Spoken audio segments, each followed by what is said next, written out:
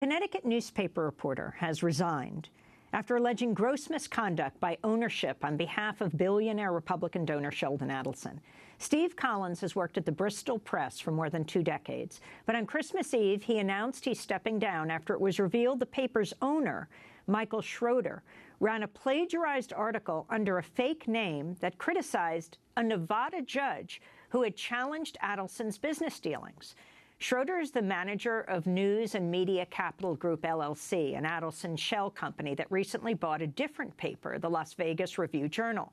Steve Collins said, quote, "The owner of my paper is guilty of journalistic misconduct of epic proportions. Journalism is nothing if we reporters falter and fade. We are doing something important, and men such as Mr. Schroeder and Mr. Adelson, no matter how much money they can toss around, cannot have their way with us." Collins is the second journalist to resign over Adelson's media dealings in recent weeks. The top editor of the Las Vegas Review-Journal, Michael Hengel, stepped down days after the paper published an article indirectly critical of its new owners. For more, we're joined by Steve Collins, the now former reporter for the Bristol Press. Along with his wife, he's also the co-founder of Youth Journalism International, a group that teaches journalism to students around the world. He's just been awarded $5,000 by the I.F. Stone Whistleblower Award by legendary journalist I.F. Stone's son, Jeremy Stone.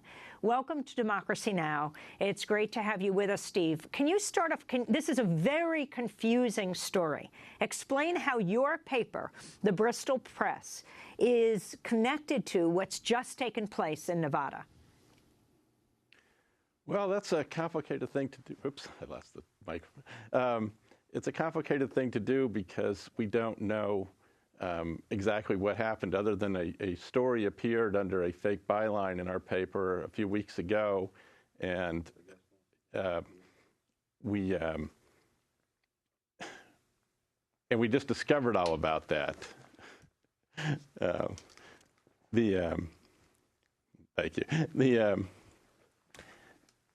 Exactly what you mean. Well, it's a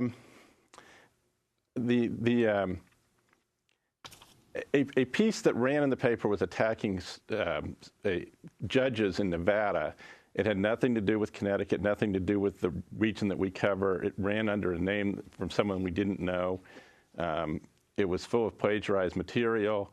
You know, I saw that after all of this had come out, and it was like, it felt like my boss was pimping out our paper to serve the interest of a billionaire out in Las Vegas. But explain the connection between Michael Schroeder, your publisher, the Bristol Press, and what's happening now in Las Vegas.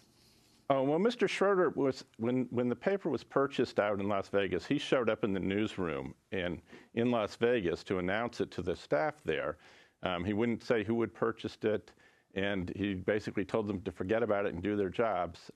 When I first saw that Michael Schroeder had been in the newsroom, it really didn't even occur to me that it was our Michael Schroeder. I saw a picture on Twitter of him, and it just blew me away. I couldn't believe that he had anything to do with it. He's just and explain who Michael Schroeder is, your publisher, and who Edward Clarkin is.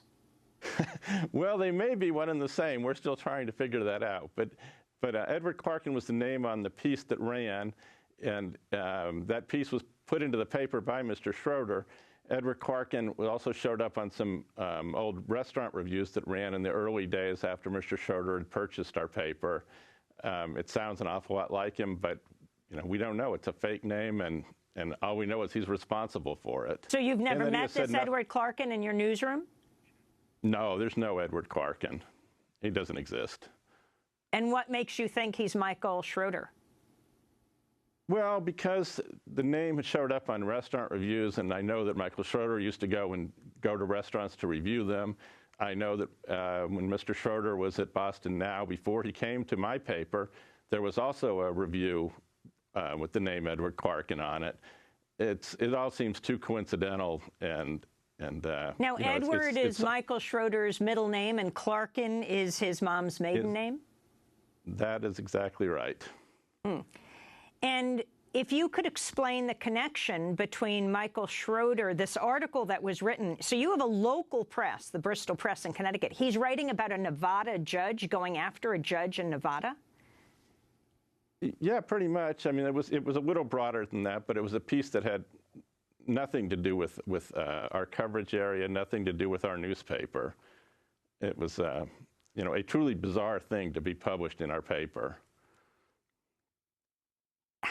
And I don't know why it was there. I mean, I can't answer that. Now, other than it's. Oh, go ahead. What are you planning to do? You worked at this paper for 20 years. You've now quit the paper. How will you get by, and what made you finally decide to do this? Well, it was a very hard decision. You know, I love the Bristol Press. I've loved covering Bristol. I think local news is a very important thing.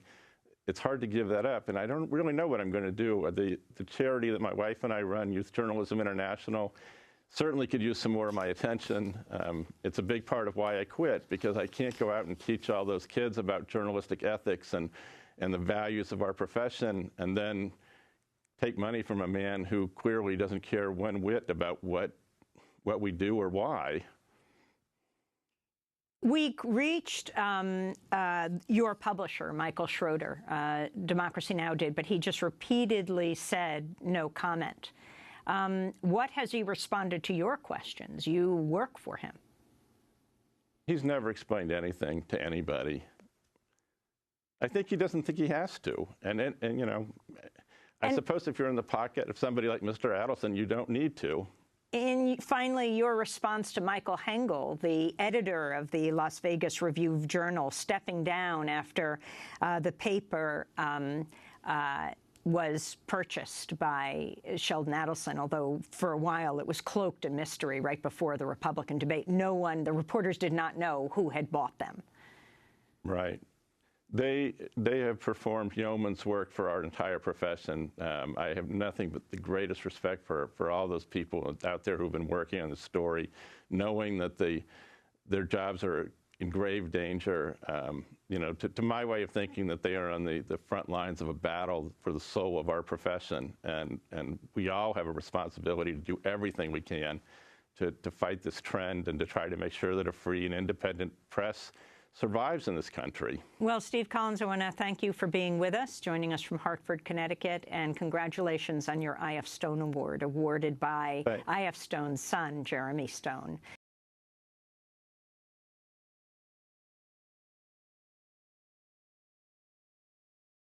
Hi, I'm Amy Goodman. I want to thank you for tuning in to Democracy Now! We are so grateful to our fans and followers for being a part of the daily conversation. By choosing a news source that's committed to the truth, you're carrying the message of independent media, reaching hundreds of thousands of people every day.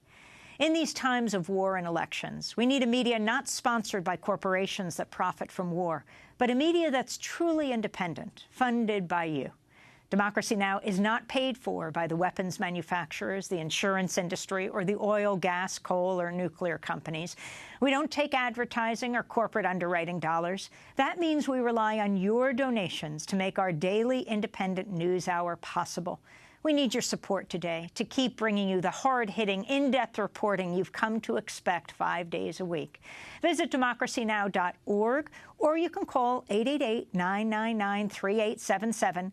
That's 888-999-3877 to make your holiday gift to Democracy Now! Today. Thanks so much for sharing Democracy Now! Stories all year long.